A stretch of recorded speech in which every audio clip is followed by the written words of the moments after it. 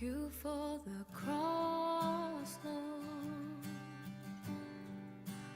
Thank you for the price you paid, bearing all my sin and shame. In love you came and gave amazing grace. Thank you for this love, Lord. Thank you for the nail-pierced hands. Wash me in your cleansing flow. Now all I know, your forgiveness and embrace. Worthy is the Lamb seated on the throne. I crown you now with many crowns. You reign victorious,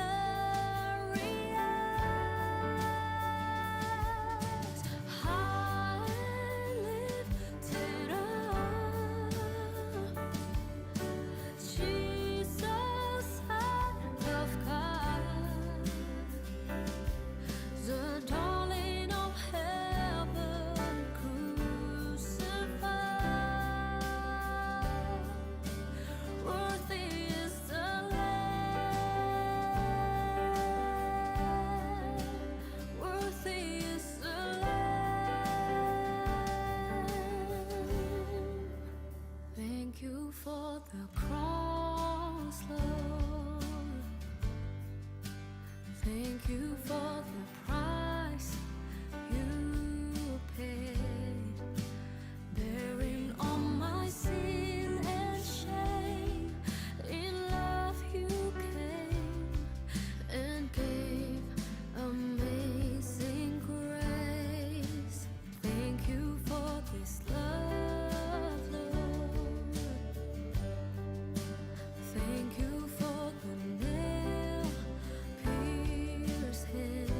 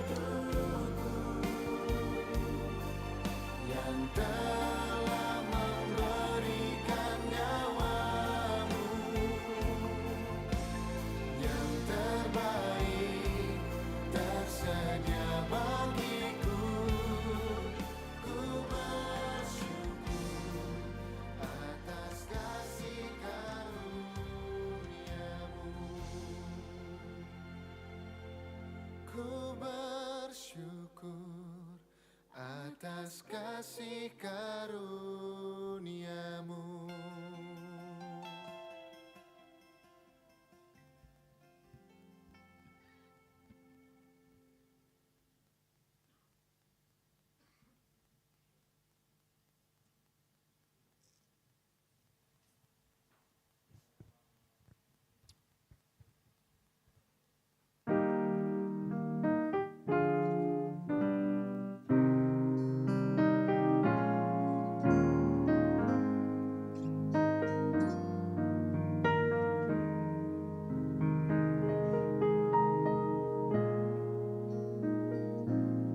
Tuhan, ku bila hati kawanku terluka oleh tingkahmu, ujarku dan kehendakku jadi panduku.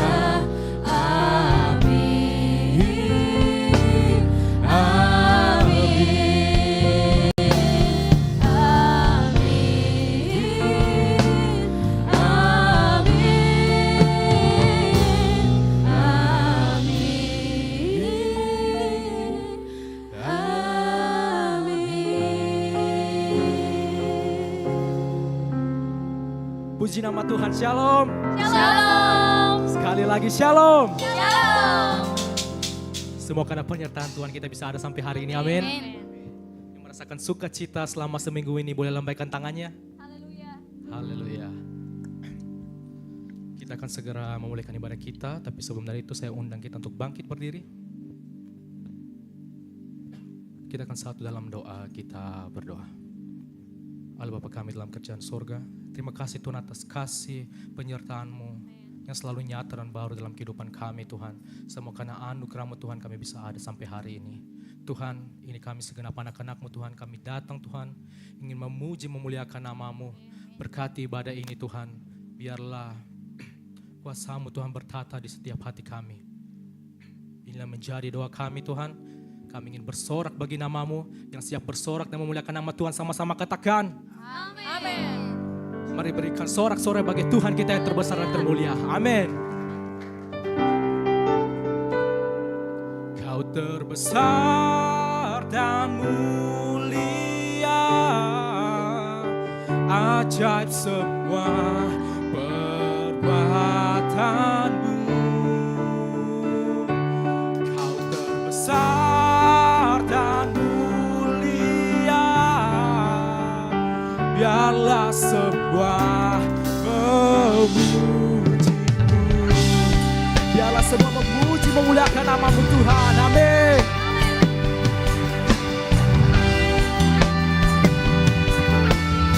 Segenap hati mari kita katakan.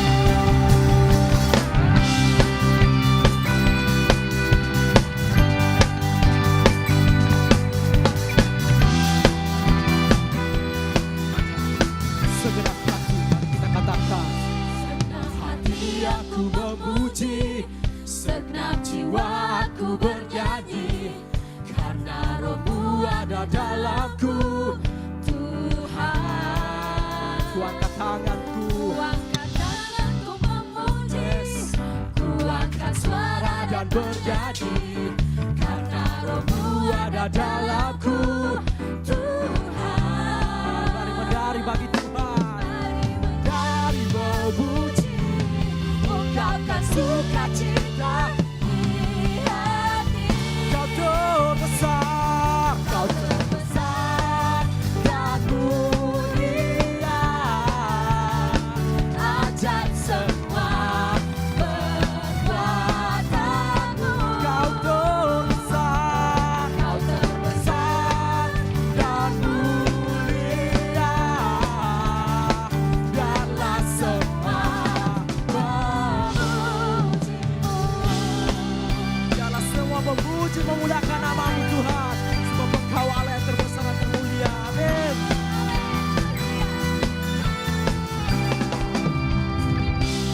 Segenap hati Aku memuji, segenap jiwa aku bernyanyi, karena apa? karena Roh-Mu Yes. ada dalamku. Tuhan, Ku angkat tanganku, angkat tanganku memuji, ku angkat suara dan bernyanyi, karena Roh-Mu ada dalamku. Tuhan,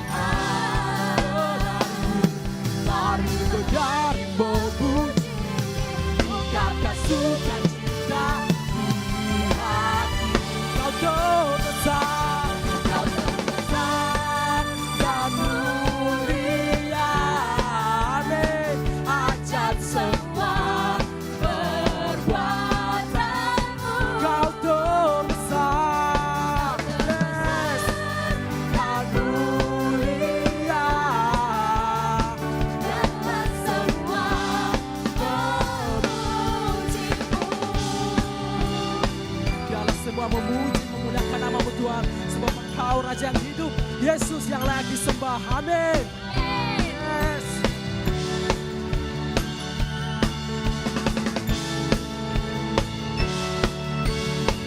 Sama-sama kita katakan, Kau terbesar dan mulia. ajaib semua perbuatanmu. Yes, dan mulia. Biarlah semua memujimu. Sekali lagi katakan, Kau terbesar dan mulia. Ajaib semua Yes, ajaib perbuatan-Mu Tuhan. Kau terbesar dan mulia. biarlah semua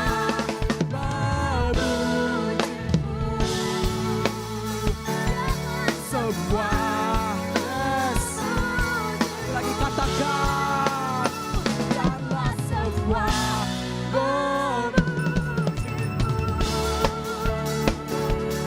terpuji nama-Mu Tuhan. Amin.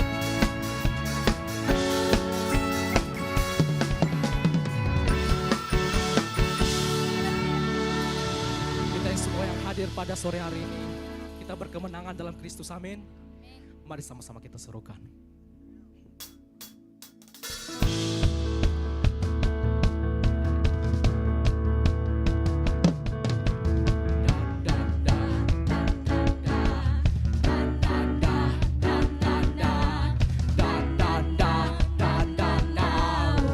Saya percaya bisa lebih semangat lagi, katakan.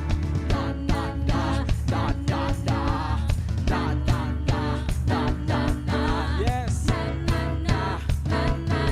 Mari bangkit dan berkat akan berkat. Bangkitlah dan berkat akan berkat atas hidup yang diberikannya. Dengan kasih, dengan hikmat, nyatakan kekuatannya. Kebesaran-Mu hidup kami Tuhan. Mari sekali lagi kita katakan dengan penuh semangat. Bangkitlah dan berkat akan berkat atas hidupmu.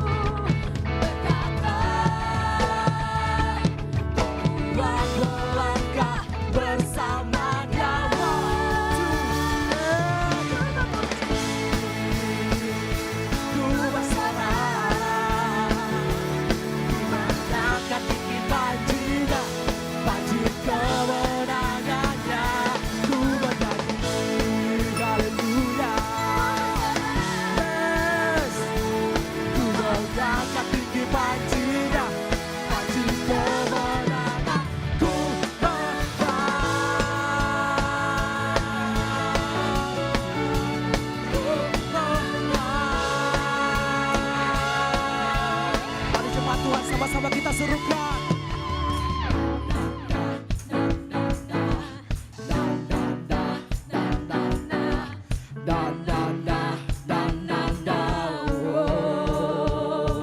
Saya percaya lebih semangat lagi. Yes.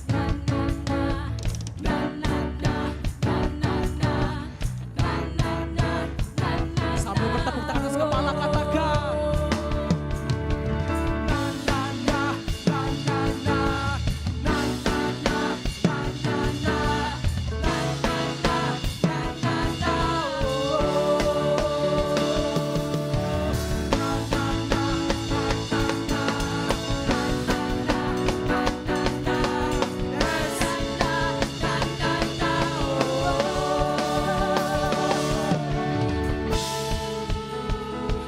Berkata Amin.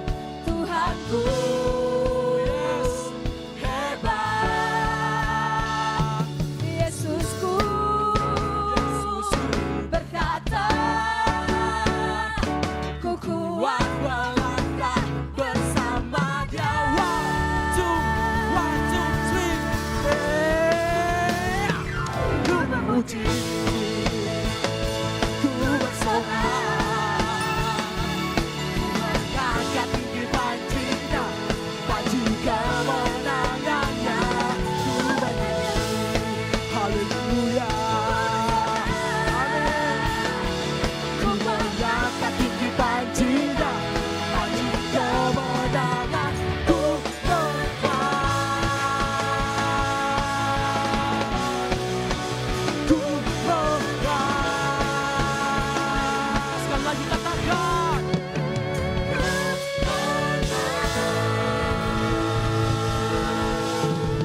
Puji nama Tuhan, amin. Saya persilakan untuk kita duduk kembali. Kita akan mendengarkan katekismus.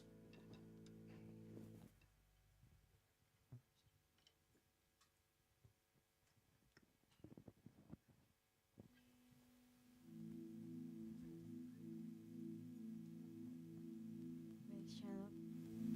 Saya akan membaca katekismus kita pada sore hari ini.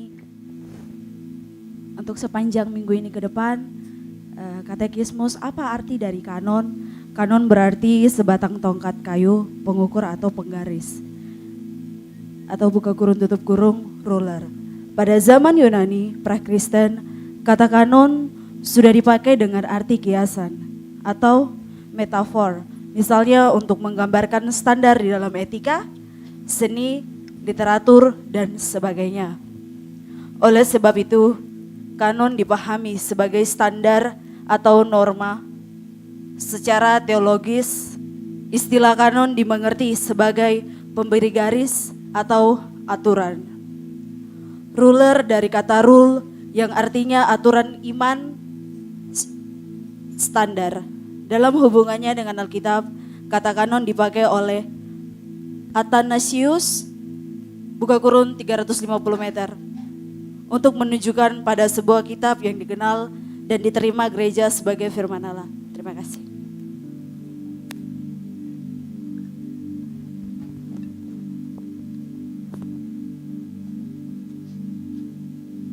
Puji Tuhan. Bagi jemaat Tuhan yang membawa anak kecil, silakan dibawa ke lantai 1, nanti akan dilayani dan didoakan oleh guru-guru sekolah minggu di ruangan sekolah minggu. Tiba saatnya kita akan mendengarkan firman Tuhan. Mari siapkan hati dan pikiran kita. Sebelumnya kita akan menyembah Tuhan.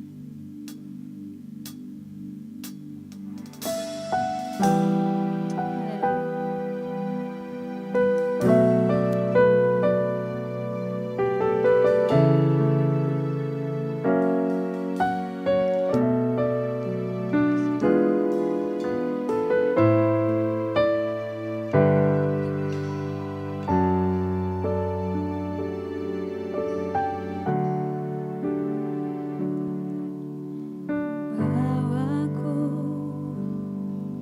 ke gunung kudusmu, di tempat kediamanmu. Biar kemuliaan melingkupi hidupku,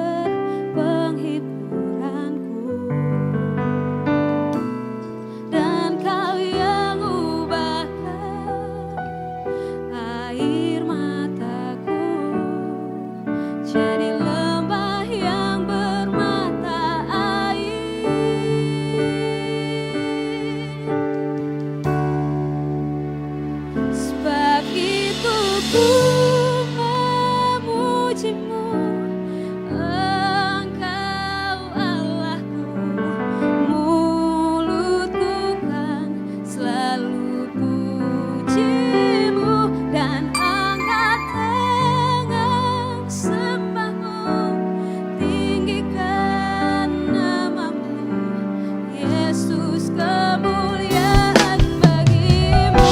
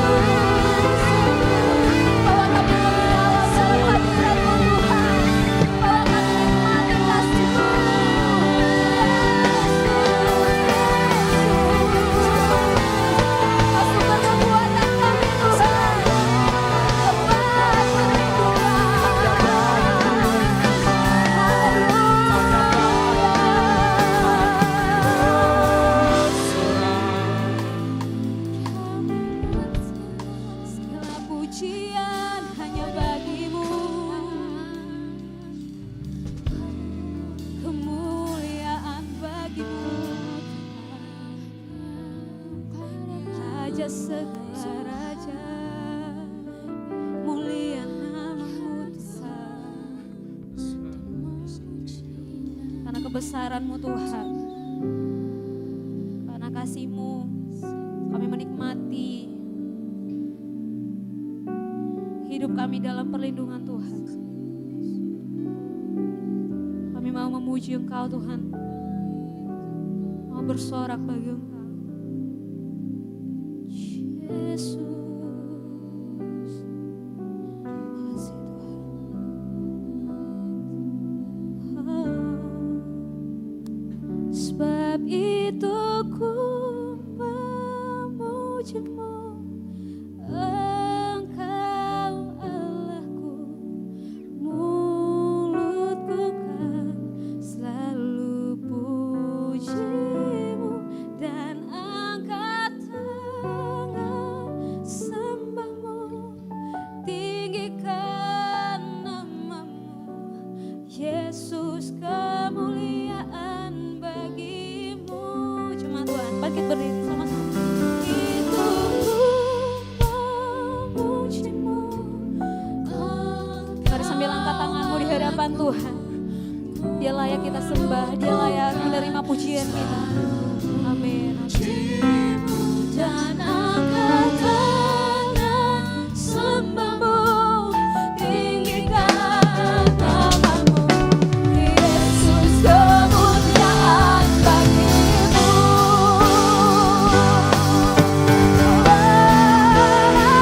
Saat itu ku memuji-Mu, Engkau Allahku, mulutku kan selalu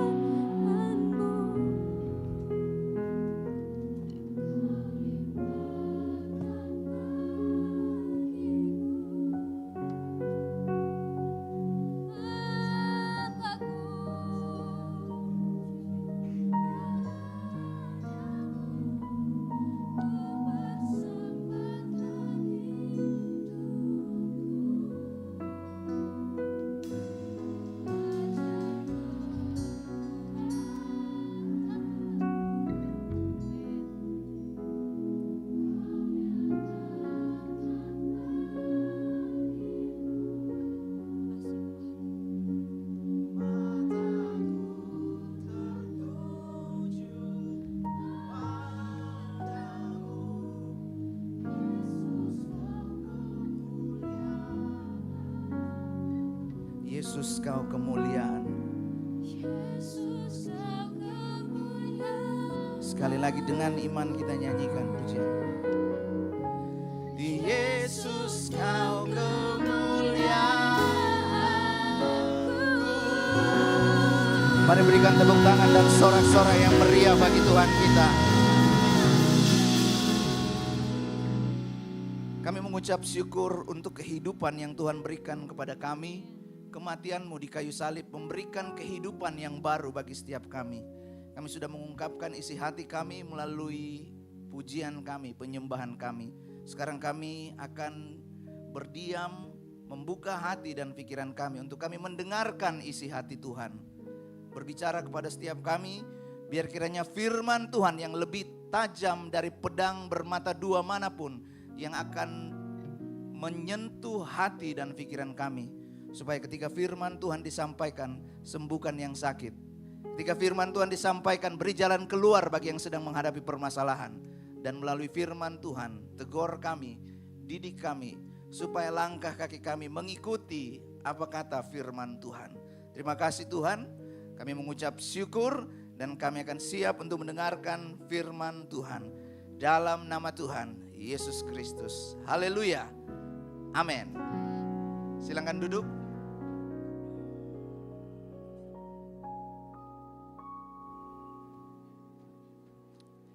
Baik, shalom.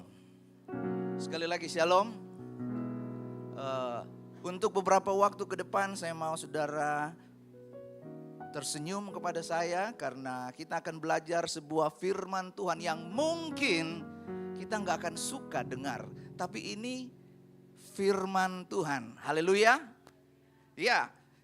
Nah, suatu sukacita saya bisa melihat jemaat Tuhan hadir di dalam ibadah yang kedua ini. Saya berdoa kiranya Tuhan Gembala yang baik itu selalu menuntun kita kepada air yang tenang, yang melindungi kita dengan gadanya dan tongkatnya, dan kiranya kebajikan dan kemurahan yang mengikuti kita sepanjang umur hidup kita.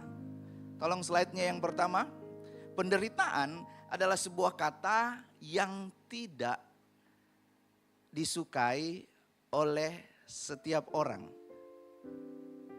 Ada yang suka dengan penderitaan? Kalau bisa kita hindari, kita akan menghindari penderitaan. Di dalam kekristenan juga kalau kita sudah mendengar khotbah tentang penderitaan, itu adalah khotbah yang paling tidak populer. Itu adalah khotbah yang paling skip.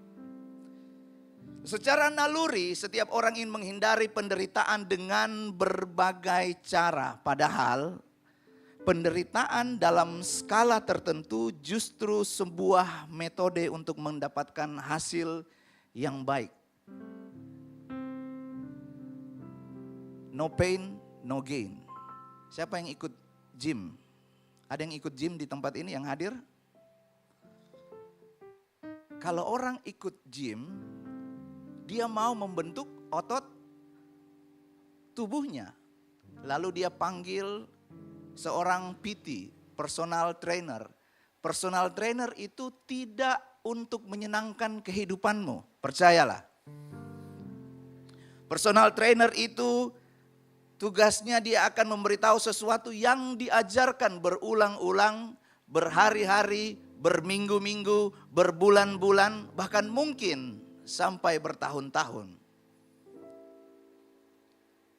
Personal trainer akan mengingatkan, jangan makan ini, kurangi yang ini, lakukan yang ini.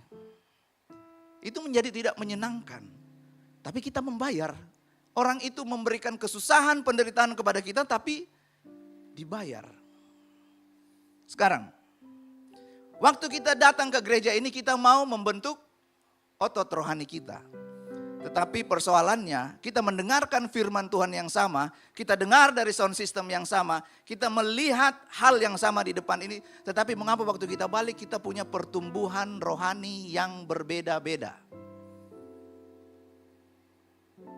Karena pada waktu, saya kembali lagi, pada waktu orang datang nge-gym, yang ikut ke retreat di Malino, tolong angkat tangannya.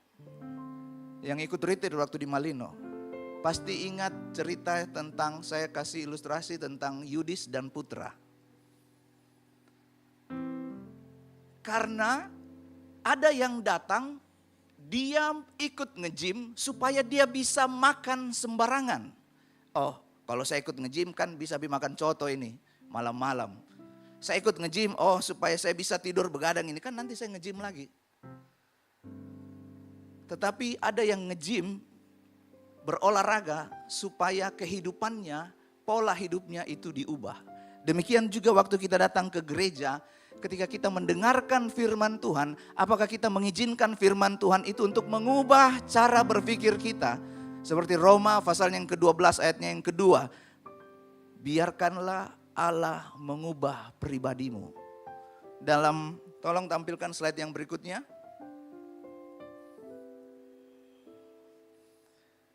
Dalam terjemahan The Message, saya suka terjemahan ini. Fix your attention to God, on God. Waktu kita datang ke gereja, perhatian kita tertuju kemana? Wih, itu tadi waktu dia nyanyi, salah itu dia masuk. Ya ada cewek di sana kau cantiknya, ya ada cowok di sana kau gantengnya. Fix your attention to God. Kita persiapkan waktu kita datang ke tempat ini supaya kita menerima berkat rohani. Yang setuju katakan amin. Next slide. Dalam terjemahan Good News Translation dalam 1 Timotius pasalnya yang keempat ayat yang ke-6 sampai ayat yang ke-7. Saya lupa kasih bold. Di sana ada yang paling bawah ya. Keep yourself in training for godly life. Godly life ini sama dengan Mazmur pasalnya yang pertama. Berbahagialah orang yang tidak duduk dalam kumpulan pencemooh. Tidak mendengarkan nasihat orang fasik. Tetapi yang kesukaannya ialah Taurat Tuhan. Jalan untuk kita memperoleh kehidupan secara rohani, kehidupan ilahi adalah kita mendengarkan firman Tuhan. Waktu kita datang, apakah kita mengizinkan firman Tuhan itu untuk mengubah kehidupan kita, atau kita datang ke gereja hanya untuk minta pengampunan dosa? Lalu Senin sampai Jumat kita kumat lagi. Sabtu dan Minggu kita datang bertobat lagi. Bertobat sampai Yesus datang. Haleluya. Nah, saya lanjut lagi. Slide yang berikutnya, kita akan baca ayat firman Tuhan ini. Namun sebelum kita baca, saya ingin menyampaikan hal ini, bahwa Yesus datang ke dunia ini bukan hanya menunjukkan jalan, tetapi Yesus datang ke dunia ini juga meninggalkan jejak untuk kita ikuti. Yang ikut pramuka pasti pernah belajar tentang mencari jejak. Atau pramuka sudah tidak ada lagi ya? Saudara lihat saya kayak aneh-aneh gitu. Masih ada ya pramuka? Yesus datang bukan hanya untuk menunjukkan jalan, tetapi dia meninggalkan jejak untuk kita. Kita baca ayatnya yang ke-21. Kita langsung baca bersama-sama. Nanti jemaat Tuhan bisa baca ini secara lengkap di 1 Petrus pasalnya yang kedua ayatnya yang pertama sampai ayatnya yang ke-25. Tapi sekarang kita baca ayatnya yang ke-21 bersama-sama. 1, 2, 3. Sebab untuk itulah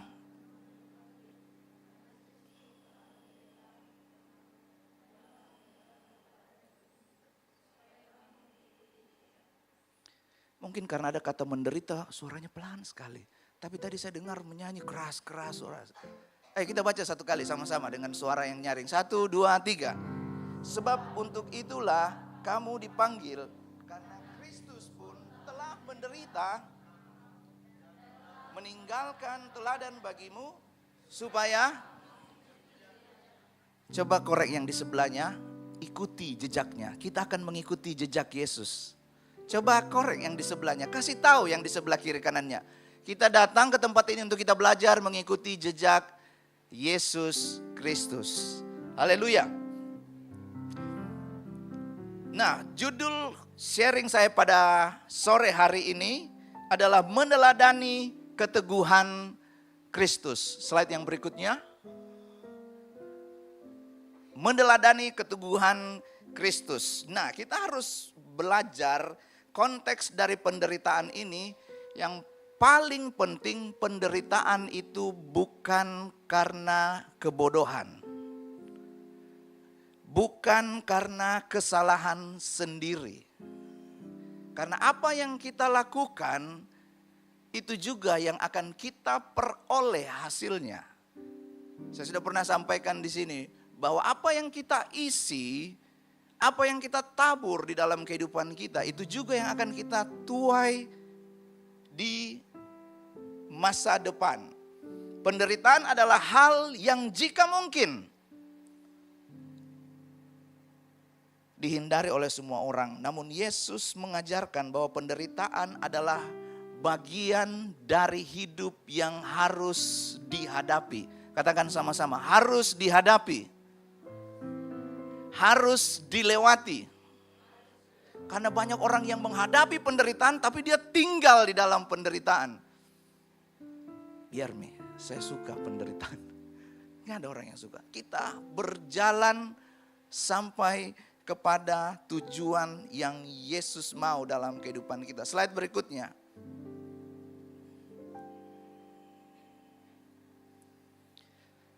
Teladan ketetapan hati Kristus tampak dalam ajaran dan sikapnya.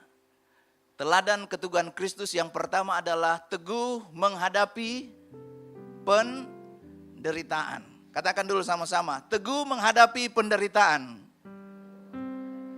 Jadi, pada waktu jemaat Tuhan datang ke tempat ini mungkin, khotbahnya tentang berkat. Tetapi ketika Injil tidak disampaikan secara penuh, disitulah terjadi permasalahan. Ikut Kristus, kamu pasti diberkati. Betul, tertulis di dalam Alkitab.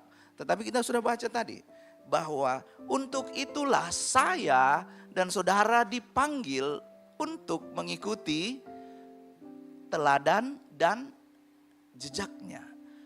Saya sudah sampaikan tadi, tolong lihat saya dengan tersenyum.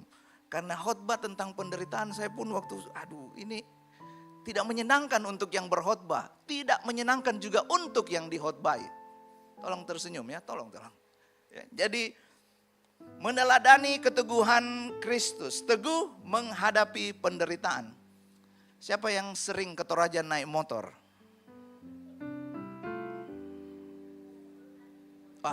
Pura-pura lagi ini. Ada yang tidak angkat tangan, ada yang saya tahu ini sering ke Toraja naik motor. Ya.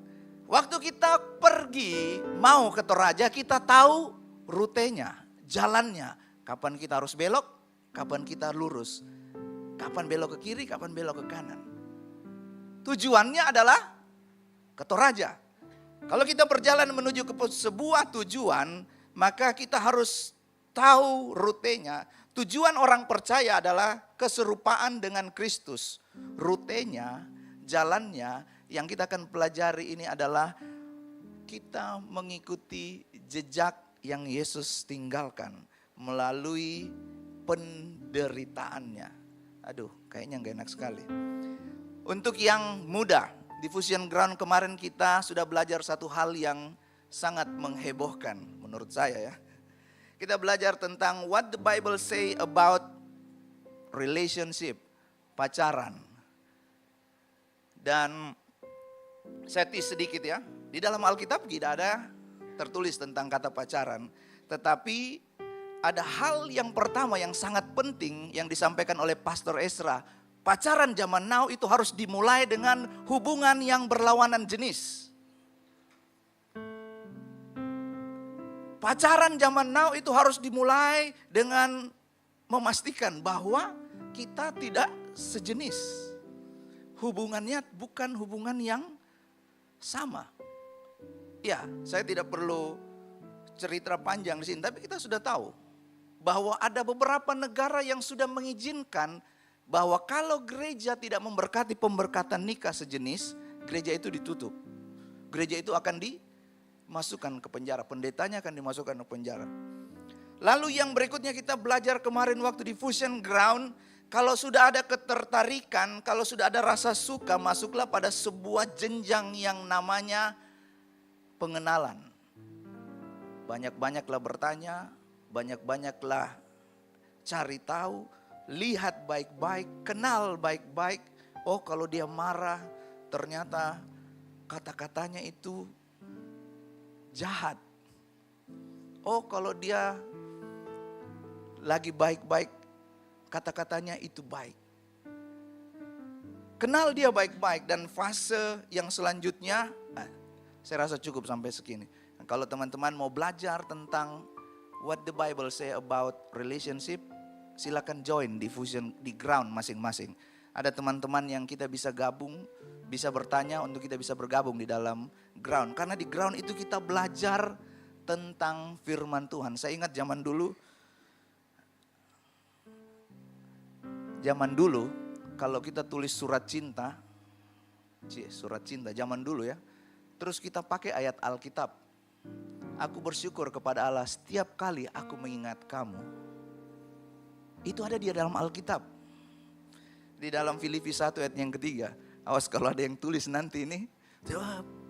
Pak Peter bilang ini bisa dipakai ya. Itu karena sewaktu saya membaca ayat ini, saya lihat aku mengucap syukur kepada Allahku setiap kali aku mengingat kamu. Jadi saya coba pakai untuk itu. Jangan diikuti. Itu hanya contoh saja. Hal pertama yang ingin kita belajar dari meneladani keteguhan Kristus. Bagian pertama ini ada 3 hal yang penting. Secara singkat saja. Yang pertama, penderitaan itu perlu bagi anak untuk menghentikan dosa di dalam tubuh. Ya, next slide. Penderitaan itu perlu bagi anak untuk menghentikan dosa di dalam tubuh. Perhatikan 1 Petrus pasal yang keempat ayat yang pertama. Jadi karena Kristus telah menderita penderitaan badani, kamu pun juga harus mempersenjatai dirimu dengan pikiran yang demikian. Karena barang siapa telah menderita penderitaan badani, ia telah berbuat dosa. Ia telah berhenti berbuat dosa. Nah, kenapa penderitaan perlu bagi anak? Yesus Kristus adalah anak Allah yang hidup. Catat saja ayatnya, Roma pasalnya yang ke-8 ayat yang ke-29. Ia adalah yang sulung di antara banyak saudara. Roma pasalnya yang ke-8 ayat yang ke-29. Lalu Yohanes pasalnya yang pertama ayat yang ke-12. Barang siapa yang percaya dan menerima, ia akan diberi kuasa untuk menjadi anak-anaknya. Berarti kita yang percaya kepada Tuhan, kita akan menjadi anak-anak Allah. Pada waktu kita percaya. Next slide. Dan dalam Yohanes pasal yang ketiga ayatnya yang pertama sampai ayat yang kedua. Dalam terjemahan bahasa Indonesia masa kini. Coba lihat yang saya bold, yang warna merah. Kita diakui sebagai anak-anaknya. Amin. Amin.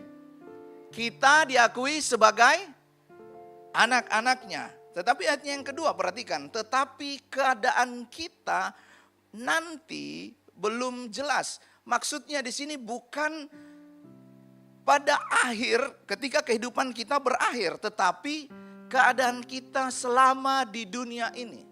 Saya rasa kita tahu ya, ada artis yang dia lock out.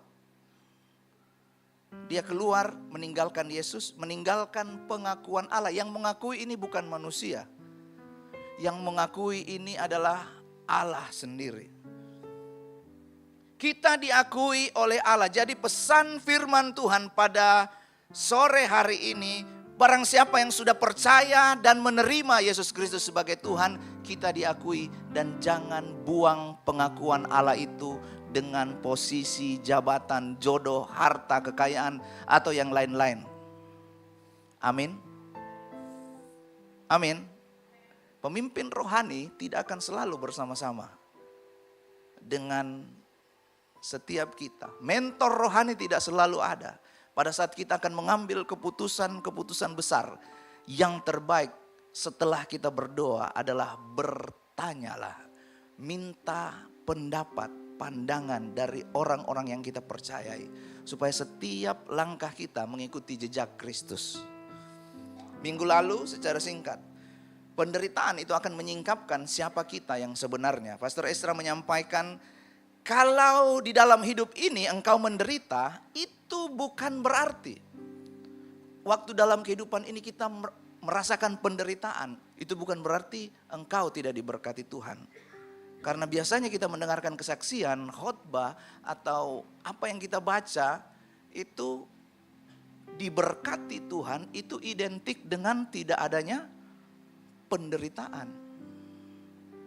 Ajaran ini membentuk sebuah konsep berpikir, akan membentuk seseorang itu menganggap apa yang benar menurut pandangannya, bukan menurut apa yang Tuhan anggap benar. Slide selanjutnya. Setelah yang pertama tadi kita melihat penderitaan itu perlu bagi anak untuk menghentikan dosa. Yang kedua adalah penderitaan merupakan tempat satu-satunya kita belajar tentang ketaatan yang sejati. Ibrani pasalnya yang kelima ayat yang ke-8. Saya mau kita baca bersama-sama Ibrani pasalnya yang kelima ayat yang ke-8. 1, 2, 3. Dan sekalipun ia adalah anak, ia telah belajar. Nah, ketaatan di sini kita akan belajar, saya akan bahas sedikit tentang ketaatan. Ketaatan yang dimaksudkan di sini adalah ketaatan penuh. Karena ada berbagai macam ketaatan di dalam Alkitab. Yang pertama itu adalah ketaatan yang dari luar, atau biasa disebut taat makan puji. Tahu makan puji ya? Maunya itu supaya waktu dia taat orang puji dia. Waktu dia rajin ke gereja orang kasih pujian kepada dia. Waktu dia kasih persembahan dia mau namanya itu ditulis di warta gereja, ditulis di sini persembahan Abel. Harus ditulis di situ. Contoh saja Abel. Taat dari luar itu akan mengakibatkan kita seperti di dalam Injil Matius pasalnya yang kelima ayat yang ke-20. Jika hidup keagamaanmu tidak lebih baik dari ahli Taurat dan orang Farisi, dan seterusnya, dan seterusnya. Taat yang kedua itu adalah taat yang disebabkan karena takut akan hukuman. Berapa banyak dari kita yang takut masuk neraka? Tolong angkat tangannya. Sekali lagi, tolong saya tanya ini, mengerti ya bahasa saya? Berapa banyak dari kita yang takut masuk neraka? Sekarang yang kedua, saya mau bertanya, berapa banyak dari kita yang takut karena Kristus sudah berkorban di kayu salib, terus kita tidak menghargai pengorbanan Kristus? Kita masuk neraka karena kita tidak menghargai korban Kristus. Dari yang angkat tangan. Saya seriusin. Jemaat Tuhan yang hadir pada sore hari ini, Bapak Ibu, saudara-saudara yang terkasih dalam Tuhan Yesus Kristus, begitu banyak orang yang takut masuk neraka. Taat karena takut masuk neraka, bukan taat karena minggu depan korban kita akan memperingati tentang kematian Yesus di kayu salib. Kita mau membayar apa? Dengan harta, sekalipun kita punya kekayaan yang katanya tidak akan habis 7 turunan, itu tidak akan sanggup menggantikan korban Kristus di kayu salib. Amin. Taat yang ketiga itu taat karena upah. Ketaatan tipe jika saya berbuat ini, apa upahnya untuk saya? Jika saya rajin melayani, jika saya rajin berdoa, jika saya rajin baca Alkitab, apa benefitnya buat saya?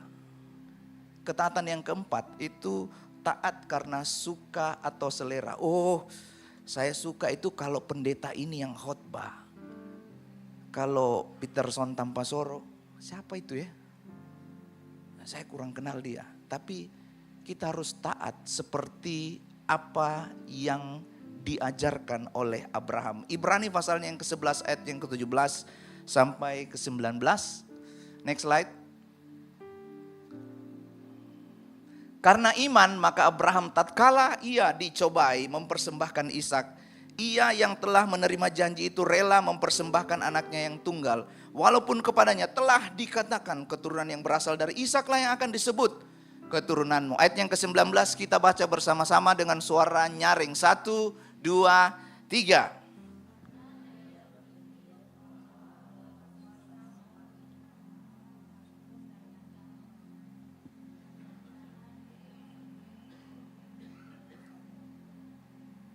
Mengapa Abraham berani bertindak untuk membawa Ishak dikorbankan di Bukit Moria?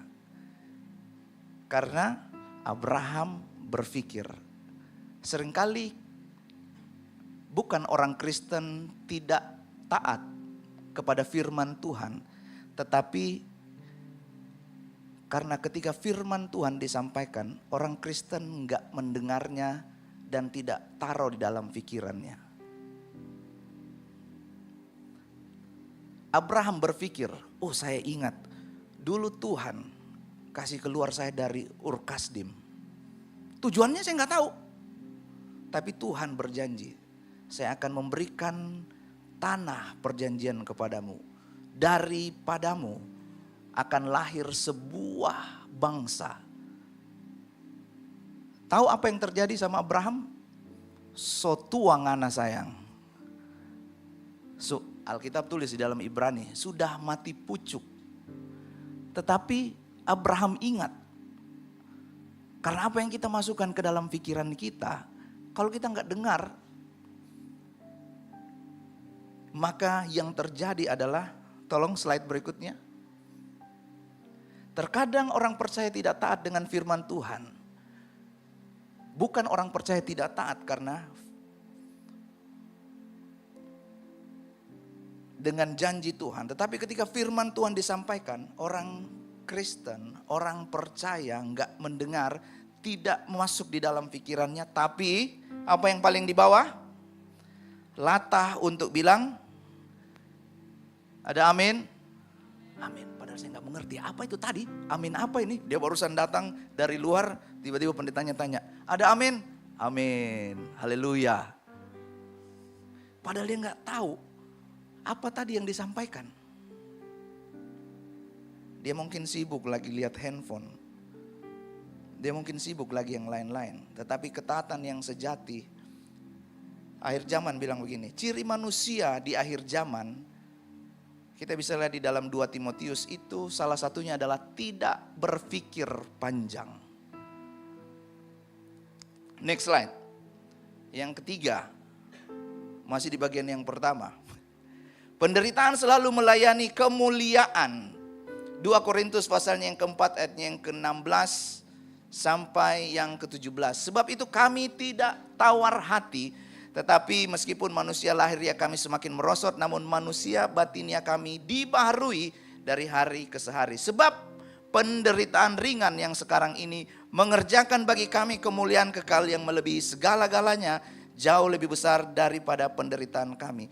Kapan-kapan jemaat Tuhan coba cek penderitaan yang dialami Paulus yang dia sebut sebagai penderitaan ringan. Cek aja tuh, apa itu penderitaan ringan yang dialami oleh Paulus. Next slide. Ini adalah gabungan dari poin yang pertama tadi. Sekarang next slide. Ini yang akan saya sampaikan pada sore hari ini. Penyebab penderitaan. Pandangan seseorang terhadap dirinya sebelum mengalami penderitaan dan sesudah mengalami penderitaan itu biasanya berubah.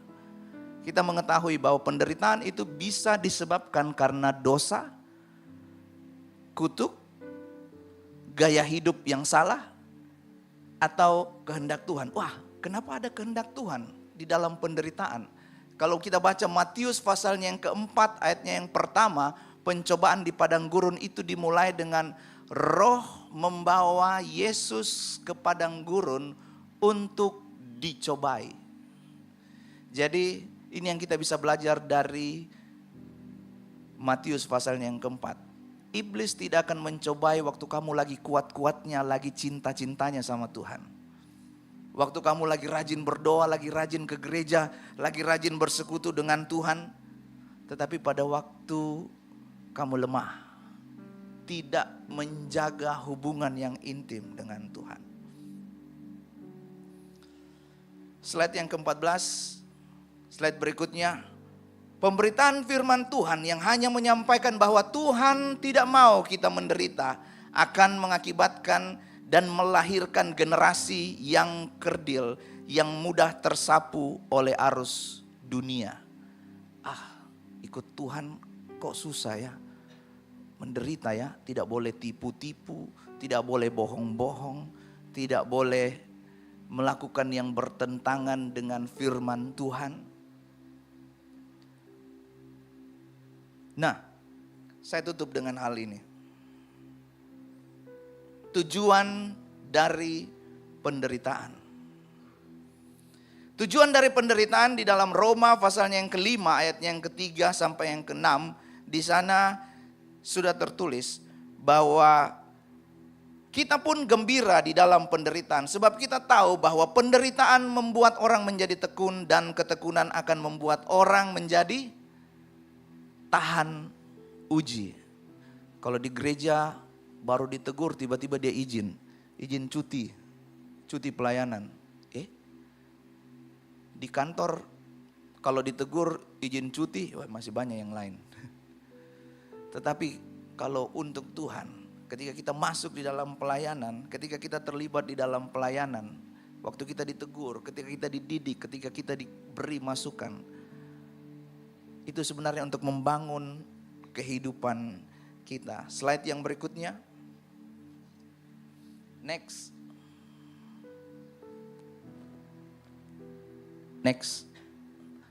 Yang kedua adalah teguh melawan kuasa setan. Slide berikutnya. Matius pasalnya yang keempat, ayatnya yang pertama sampai ayatnya yang ke-11. Kita sudah tahu di sana, tadi saya sudah sampaikan, pencobaan di padang gurun. Di sana saya sudah bold. Ada tertulis. Yesus berkata, ada tertulis. Tetapi ini, perhatikan. Di ayatnya yang ke-6. Perkataan iblis, perhatikan di ayatnya yang ke-6.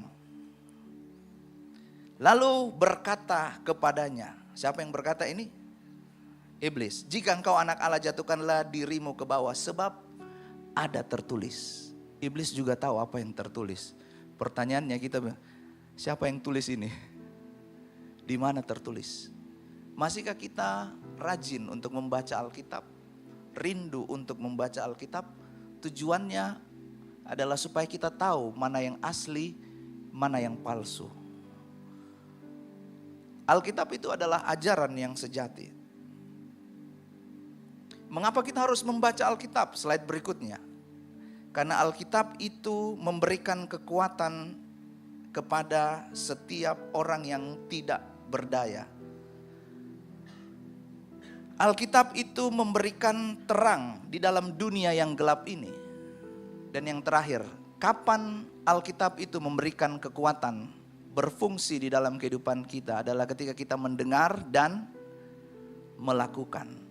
Bukan hanya mendengar, tidak masuk di dalam pikiran kita nggak ingat lagi. Kalau ditanya, apa khotbahnya waktu minggu lalu? Khotbahnya bagus. Bagus, apanya? Lucu, orangnya lucu. Apanya? Apa yang kau dapatkan? Bagus. Jemaat Tuhan yang dikasihi oleh Tuhan. Firman Tuhan itu harus menjadi pelita di dalam perjalanan kehidupan kita. Karena ketika godaan datang dalam bentuk kepalsuan, kuasa dari iblis itu adalah tipu daya. Dia memalsukan apa yang disampaikan oleh Allah Bapa kepada Adam dan Hawa, sehingga Hawa mengambil buah itu dan memberikan kepada Adam. Yang ketiga, teguh mengajar kebenaran. Minggu lalu sudah disampaikan oleh Pastor Esra dari Matius pasalnya yang ke-16 ayatnya yang ke-24. Setiap orang yang mau mengikut aku, ia harus menyangkal dirinya. Baru-baru ini saya mendengarkan sebuah podcast tentang efek puasa bagi tubuh. Jadi orang-orang yang suka baper berpuasa. Ada podcastnya Ade Rai. Orang-orang yang suka baper, yang perasaannya sering berubah-ubah, berpuasa. Puasanya itu disebut happiness fasting, dopamine reset. Saya baru tahu, ternyata dunia medis saja mendukung apa yang tertulis di dalam Alkitab. Kalau Alkitab bilang menyangkal diri, itu artinya kita berpuasa, kita mengalahkan keinginan daging kita. Apa yang Alkitab katakan di dalam Roma pasalnya yang ke-14 ayatnya yang ke-17, hal kerajaan Allah bukan soal pangan reang, makan dan minum, tetapi kebenaran, damai sejahtera dan kebenaran oleh Roh Kudus. Terakhir, saya mengundang tim Praise and Worship. Tujuan kita adalah keserupaan dengan Kristus. Tujuan Yesus, dia diutus untuk menyelesaikan karya penebusan. Jalannya yang ia tunjukkan adalah penderitaan sampai mati di kayu salib. Dan firman Tuhan yang datang kepada kita, slide yang berikutnya, kalau kita percaya kepada Tuhan, kita gak membayar apa-apa. Percaya itu gratis. Tetapi waktu kita mau menjadi pengikut Kristus, kita harus membayarnya dengan kesungguhan kita.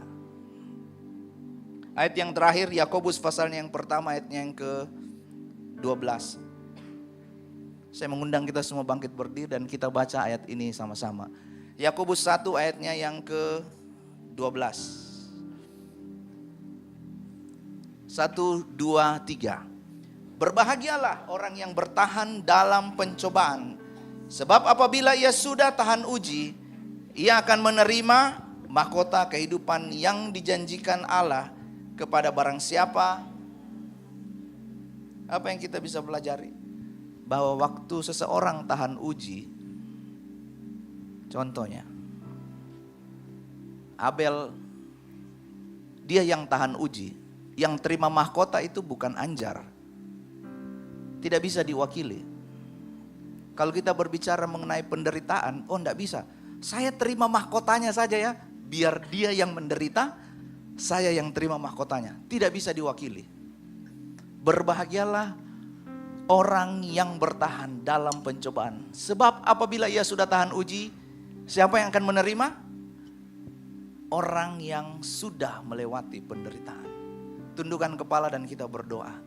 Tuhan, hamba-Mu sudah menyampaikan apa yang menjadi isi hati-Mu. Tolong setiap kami, supaya kami bisa berjalan mengikuti jejak yang Engkau tinggalkan di dalam kehidupan kami. Bukan dengan kekuatan kami, tetapi dengan Roh Kudus yang memampukan kami, memberikan kami kekuatan, kemampuan, supaya kami bisa mengerjakannya ini dan semuanya itu menyenangkan hati Tuhan. Terima kasih Tuhan, dalam nama Tuhan Yesus Kristus. Haleluya. Amin. Tuhan Yesus memberkati.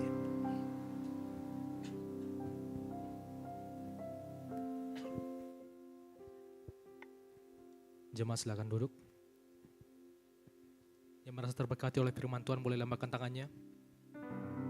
Haleluya. Tiba saatnya kita akan memberikan persembahan syukur kita. Di depan saudara sekalian telah tersedia 2 amplop. Amplop yang pertama untuk operasional pastori dan amplop yang kedua untuk kas gereja. Persembahan akan dimulai dari sebelah kiri saya, disusul tengah, kemudian sebelah kanan saya.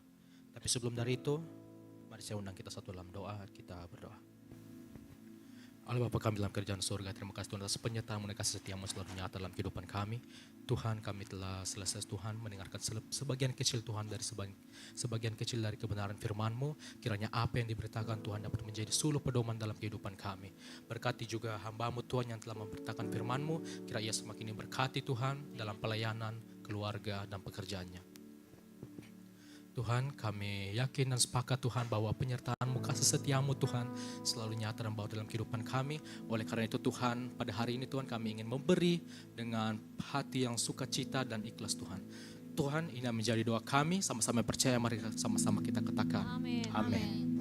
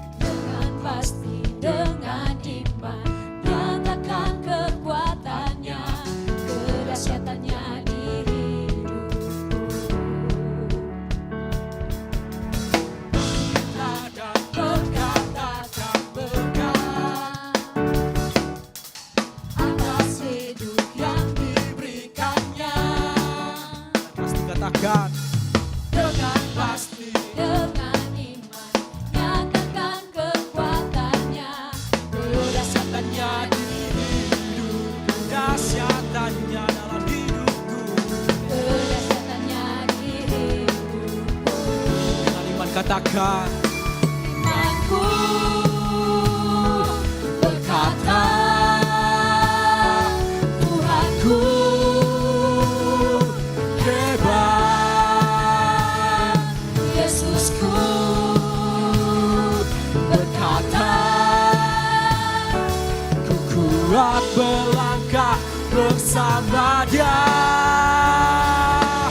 Ku memuji, ku bersorak, ku mengangkat tinggi panjinya, panji kemenangannya. Ku bernyanyi, haleluya. Ku mengangkat tinggi panjinya, panji kemenangan. Ku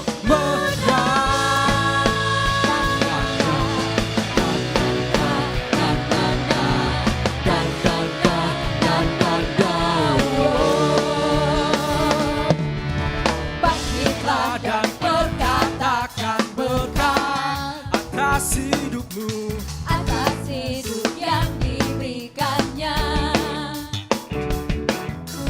Dengan pasti, dengan iman, Nyatakan kekuatannya, kedahsyatannya di hidupku. Kedahsyatannya di hidupku. Imanku berkata, Tuhanku hebat. Yesusku berkata, ku kuat melangkah bersama Dia.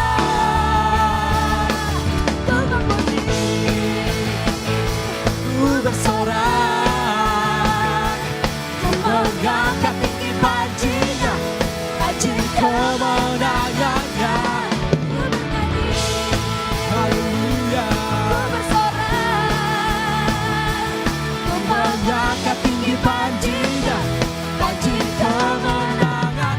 Ku menang.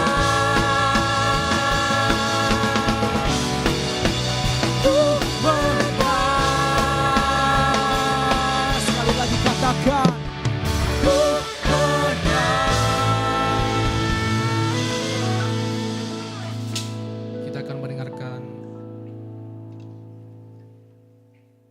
Kita akan mendengarkan pengumuman untuk sepekan. Kepada multimedia dipersilakan. Shalom jemaat yang dikasihi Tuhan. Shalom jemaat yang dikasihi Tuhan. Berikut beberapa informasi kegiatan GBI Oikumene selama 1 minggu ke depan. Bagi Bapak Ibu jemaat Tuhan, mari bersekutu dan beribadah bersama pada ibadah Mesbah Keluarga yang akan diadakan minggu ini. Berikut informasinya. Doa sarapan pagi bersama akan diadakan pada hari Sabtu pukul 5 pagi bertempat di gereja. Bapak Ibu jemaat Tuhan juga dapat menyaksikannya secara online melalui live streaming YouTube GBI Oikumene. Doa pelayan dan puasa akan diadakan pada hari Sabtu pukul 6 sore bertempat di gereja. Gladi bersih untuk ibadah raya pertama akan diadakan pada hari Sabtu pukul 7 malam, ibadah raya 2 pada hari Minggu pukul setengah 3 sore, dan gladi bersih untuk ibadah raya ketiga akan diadakan pada hari Sabtu pukul 10 pagi. Ibadah raya Minggu diadakan sebanyak 3 kali, yaitu pukul 9 pagi, pukul 5 sore, dan pukul 7 malam. Ibadah raya yang pertama dan kedua akan disertai ibadah anak sekolah minggu. Ibadah-ibadah ini juga dapat disaksikan secara online melalui live YouTube GBI Oikumene. Bagi saudara-saudari yang ingin mendapatkan dukungan doa, silakan menghubungi nomor berikut. Pondok Daud akan diadakan setiap hari Selasa dan Jumat pukul 3 sore bertempat di ruang sekolah minggu. Bagi jemaat Tuhan yang berkerinduan untuk didoakan, silakan mengisi form pokok doa yang telah disiapkan. Mari tetap saling menopang dalam doa-doa kita kepada Tuhan. Bagi saudara-saudari yang membutuhkan layanan konseling, penyerahan anak, dan pernikahan, silakan menghubungi nomor berikut. Baptisan akan diadakan pada minggu terakhir setiap 3 bulan sekali. Bagi saudara sekalian yang membutuhkan layanan baptisan, silakan menghubungi nomor berikut. Persembahan persepuluhan dan persembahan lainnya dapat ditransfer melalui rekening BCA dengan nomor 7993 111 777 atas nama GBI Oikumene. Jangan lupa untuk mencantumkan keterangan untuk setiap persembahan yang diberikan. Perpuluhan yang jemaat Tuhan berikan akan dipergunakan seluruhnya untuk pekerjaan Tuhan di tempat ini dan akan dilaporkan secara periodik serta terbuka kepada jemaat Tuhan sekalian. Bagi Bapak Ibu jemaat Tuhan dan saudara sekalian yang rindu untuk melayani Tuhan, silakan mengisi formulir dengan cara scan barcode berikut atau menghubungi nomor berikut. Mari memakai waktu dan talenta yang Tuhan beri bagi kemuliaan namanya. GBI Oikumene BTP mengucapkan selamat kepada jemaat Tuhan yang telah lulus dan meraih gelar sarjana. Sukses selalu dan Tuhan Yesus menyertai setiap langkah ke depannya. Demikian informasi mengenai kegiatan GBI Oikumene selama sepekan. Selamat hari Minggu, Tuhan Yesus memberkati. Puji Tuhan, Shalom. Ada beberapa pengumuman tambahan buat kita semua. Pertama-tama kami menyambut dengan sukacita jemaat Tuhan yang baru pertama kali hadir bersama dengan kami di tempat ini. Selamat datang di GBI Oikumene. Apabila jemaat Tuhan belum memiliki gereja tetap, gereja ini terbuka untuk kita semua untuk bertumbuh bersama. Untuk itu di kiri kanan jemaat Tuhan sekalian ada para usher yang membawa form selamat datang. Silakan diisi data dirinya, nanti setelah kita pulang tukarkan dengan souvenir yang telah disediakan oleh gereja. Dan bersamaan dengan itu di tangan para usher juga mereka membawa form untuk pokok doa. Apabila jemaat Tuhan rindu untuk didoakan, silakan minta formnya dan diisi. Dan serahkan lagi ke kami, nanti kita akan doakan di Pondok Daud di hari Selasa dan hari Jumat jam 3 sore. Dan pengumuman selanjutnya untuk kita semua, nanti hari Selasa ingat ada mesbah keluarga jam 7 malam. Nanti bagi jemaat Tuhan yang belum masuk di grup, silakan hubungi pengurus gereja dan segera bergabung di grup supaya informasi-informasi mengenai kegiatan gereja itu dapat kita ketahui secara pasti. Dan selanjutnya gereja bekerja sama dengan Yayasan Kristen Indonesia mengadakan KKR asik untuk pemuda. Jadi silakan daftar karena kita juga masih buka untuk yang mau bekerja dengan kami, bekerja untuk Tuhan maksudnya, menjadi tim pelayan baik itu di bidang usher, di logistik dan juga di bagian choir. Jadi jemaat Tuhan yang rindu untuk melayani bersama di KKR nanti silakan daftar, scan barcode yang ada di depan kursi, tanggal 9 Mei acaranya. Jadi kalau mau jadi peserta saja ya silakan juga, tapi mari kita sama-sama melayani Tuhan. Dan slot untuk jadi volunteer itu terbatas, jadi ya siapa tahu kalau punya kerinduan langsung cepat-cepat daftar supaya tidak buru-buru habis slotnya gitu. Oke, mungkin ada pengumuman tambahan dari Kak Peter? Tidak ada. Teman-teman juga yang rindu melayani di tempat ini, jemaat Tuhan yang rindu melayani di tempat ini, ya di link yang tadi di barcode yang di depan kursi Bapak Ibu jemaat Tuhan itu juga bisa dipilih pelayanan apa yang mau kita ambil dan mari kita pakai waktu dan talenta yang Tuhan percayakan untuk melayani bersama-sama di tempat ini. Mungkin itu saja pengumuman dari saya, dari gereja. Kita akan akhiri ibadah kita, jemaat Tuhan mari kita bangkit berdiri. Kita satu dalam doa. Kami bersyukur Tuhan Yesus buat penyertaan Tuhan, buat anugerah Tuhan kami boleh ada di tempat ini Bapa. Bukan secara kebetulan kami Tuhan antarkan di tempat ini, tapi kami percaya Tuhan semua karena kasih dan kemurahan Tuhan. Terima kasih Tuhan buat ibadah kami yang boleh berlangsung hingga akhirnya pada sore hari ini Bapa.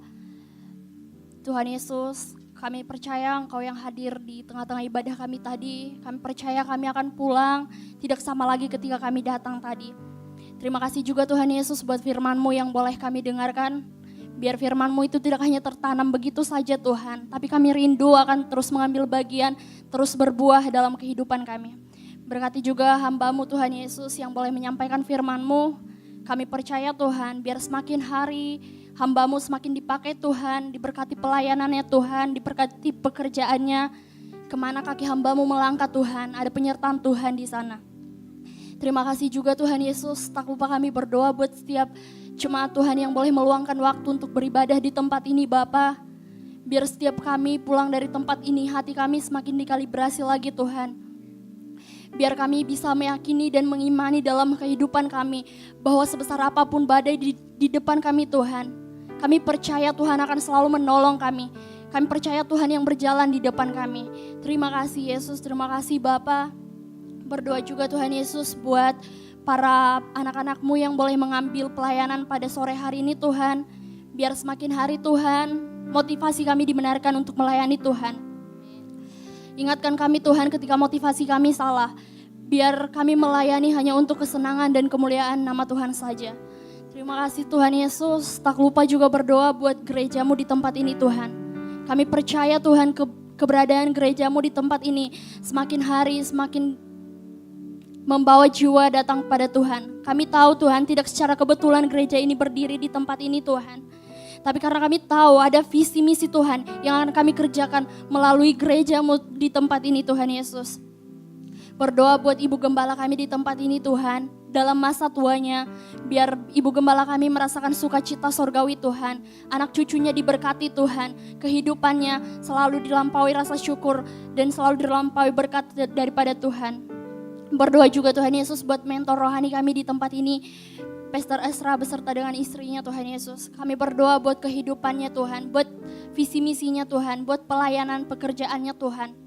Kemanapun hamba-Mu ini akan melayani, kemanapun hamba-Mu ini bekerja Tuhan Yesus, biar semakin hari dipakai Tuhan lebih luar biasa lagi. Setiap kebutuhan mereka Tuhan yang cukupkan, setiap pergumulan mereka Tuhan, Engkau yang buka jalan bagi mereka. Biar Tuhan yang jadi tempat perlindungan mereka. Berdoa buat anaknya Dev Tuhan Yesus, biar lewat anak ini Tuhan, kami akan lihat kuasa Tuhan semakin nyata dalam kehidupan mereka Bapa. Kami percaya anak ini ada dalam perlindungan Tuhan. Mata Tuhan tertuju pada anak ini Tuhan. Terima kasih Bapak, terima kasih Yesus. Berdoa juga Tuhan Yesus buat mentor rohani kami, Pastor Peter di tempat ini Tuhan Yesus. Beserta dengan istrinya Tuhan Yesus. Berdoa buat pelayanannya Bapak, buat kehidupannya, buat keluarga kecilnya. Anak-anaknya diberkati Tuhan, pekerjaan mereka diberkati Tuhan. Apapun yang mereka butuhkan Tuhan. Tuhan yang mencukupkan, Tuhan yang menyediakan. Terima kasih Bapa, terima kasih Yesus. Sebentar Tuhan Yesus kami akan pulang dari tempat ini. Kami percaya ketika kami akan pulang di perjalanan nanti kami akan diberkati Tuhan. Segala roh-roh dari si iblis yang berani mengganggu, mencobai kami Tuhan, kami patahkan dalam nama Yesus. Berkati juga Tuhan Yesus orang tua kami dimanapun mereka berada Tuhan. Ada perlindungan Tuhan bagi mereka. Biar kekuatan baru, kesehatan baru, sukacita baru, berkat melimpah, damai sejahtera panjang umur jadi bagian milik mereka Bapa. Setiap apa yang mereka butuhkan kami percaya Tuhan yang akan menyediakan. Setiap pergumulan badai apapun dalam kehidupan mereka Tuhan Yesus. Ingatkan mereka untuk mengandalkan Tuhan dalam kehidupan mereka. Terima kasih Yesus, terima kasih Bapa. Tak lupa berdoa Tuhan Yesus buat bangsa dan negara kami. Buat para pemimpin kami juga Tuhan Yesus. Biar keselamatan, sukacita bahkan penuaian besar-besaran terjadi di bangsa kami Bapa. Berkati juga roda pemerintahan kami Bapa. Berkati pemerintahan kami yang menjalankan tugasnya di bangsa kami Tuhan Yesus. Mulai tingkat pusat hingga tingkat daerah pelosok Tuhan Yesus. Kami percaya mereka akan melakukan tugasnya sesuai dengan otoritas ilahi. Berkati juga Tuhan Yesus kota kami, kota Makassar. Biar semakin hari Tuhan Yesus kami melihat keselamatan terjadi di kota kami Tuhan. Kota kami akan jadi kota berkat bagi sekeliling kami Tuhan. Kota kami akan terjadi penuaian, sukacita, damai akan ada di kota kami Bapa. Terima kasih Bapa, terima kasih Yesus. Kami serahkan kehidupan kami selanjutnya dalam tangan Tuhan. Dan kami akan tutup doa kami ini Tuhan Yesus dengan doa yang Tuhan ajarkan kepada murid-muridnya. Bapa kami yang di sorga, dikuduskanlah namamu, datanglah kerajaanmu, jadilah kehendakmu di bumi seperti di sorga. Berikanlah kami pada hari ini makanan kami yang secukupnya. Kami akan kesalahan kami, seperti kami juga mengampuni orang yang bersalah kepada kami. Dan janganlah membawa kami ke dalam pencobaan, tapi lepaskanlah kami daripada yang jahat. karena Engkaulah yang punya kerajaan dan kuasa dan kemuliaan sampai selama-lamanya. Mari kita angkat kedua tangan kita dan terimalah berkat Tuhan. Tuhan memberkati dan melindungi engkau. Tuhan menyinari engkau dengan wajah-Nya dan memberi engkau kasih karunia. Tuhan menghadapkan wajah-Nya kepadamu dan memberi engkau damai sejahtera. Diberkatilah engkau di kota dan diberkatilah engkau di ladang. Diberkatilah buah kandunganmu, hasil bumimu, hasil ternakmu, yakni setiap lembu sapi dan kandungan kambing dombamu. Diberkatilah bakul dan tempat adonanmu. Diberkatilah engkau pada waktu engkau masuk, pada waktu engkau keluar. Dan terimalah semua berkat Tuhan ini dalam nama Tuhan Yesus Kristus. Yang diberkati Tuhan, sama-sama kita katakan amin. Tuhan memberkati. Silakan mengambil waktu satu sejenak. Silakan duduk.